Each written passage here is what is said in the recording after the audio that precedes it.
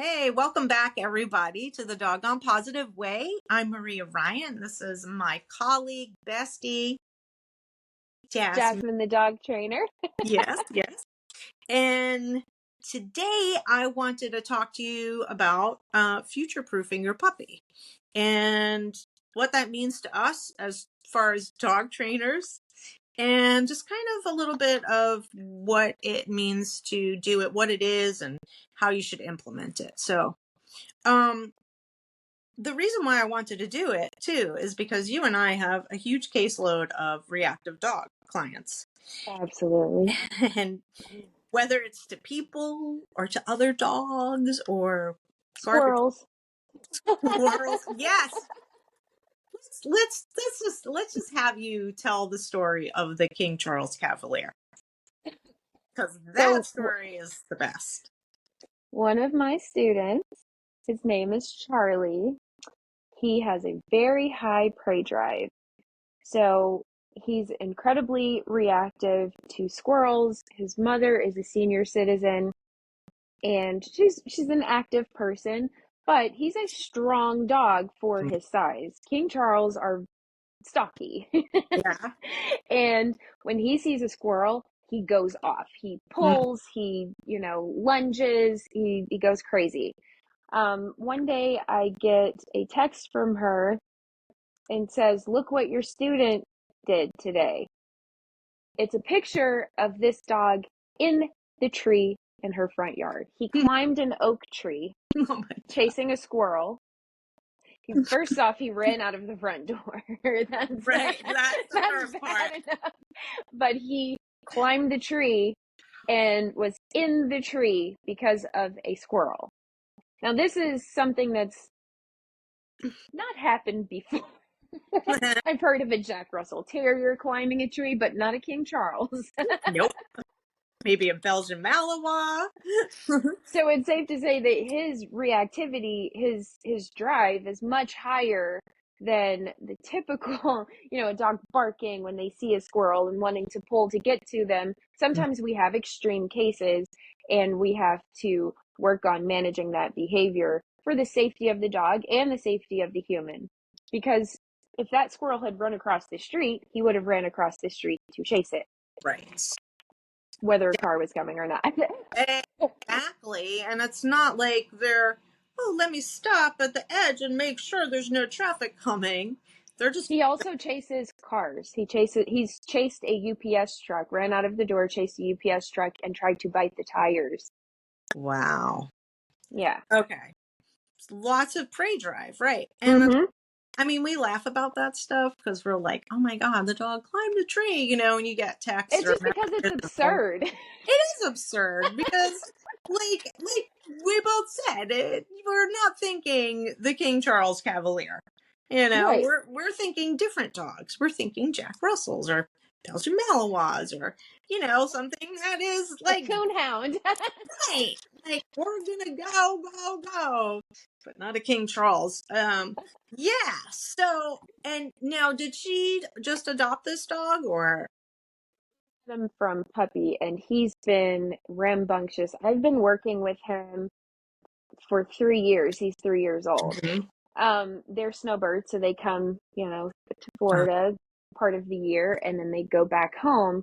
And when they're home, she works him. She takes him to group classes. He does rally classes. He's done agility classes, but he's great when he's in class.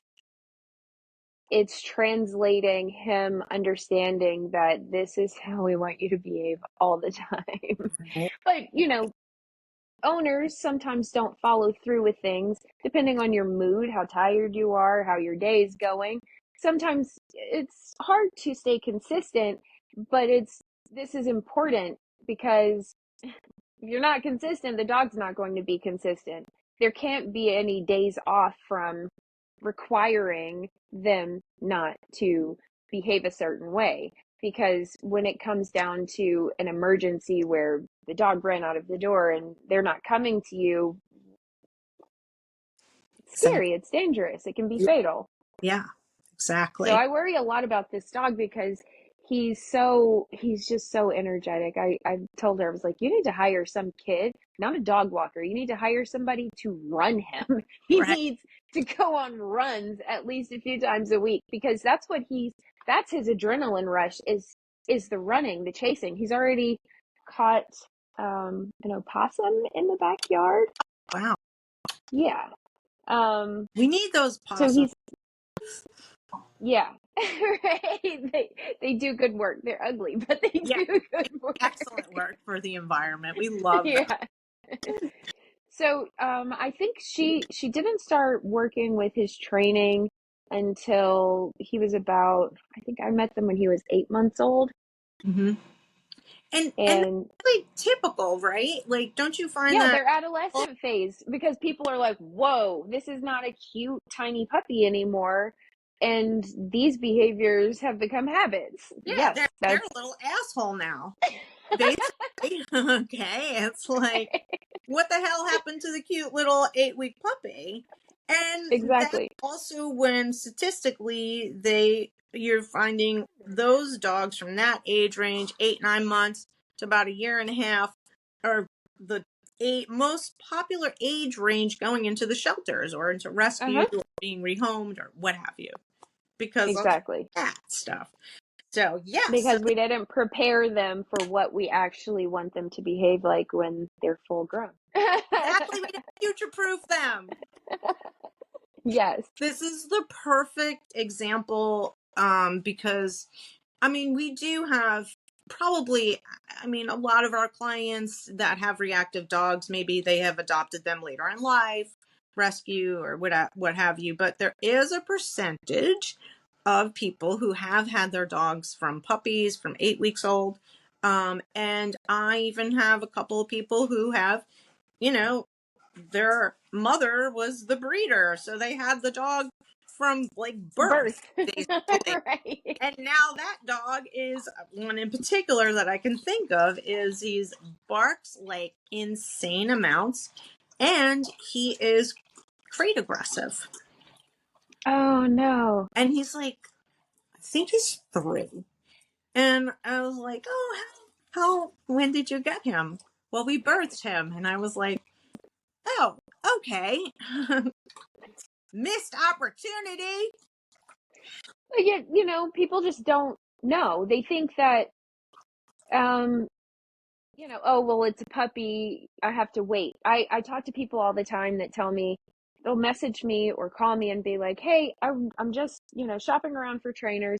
I just got a puppy. He's 10 weeks old, and we're gonna wait to start training him until he's old enough. We're gonna wait until he's like 4 or 5 months old."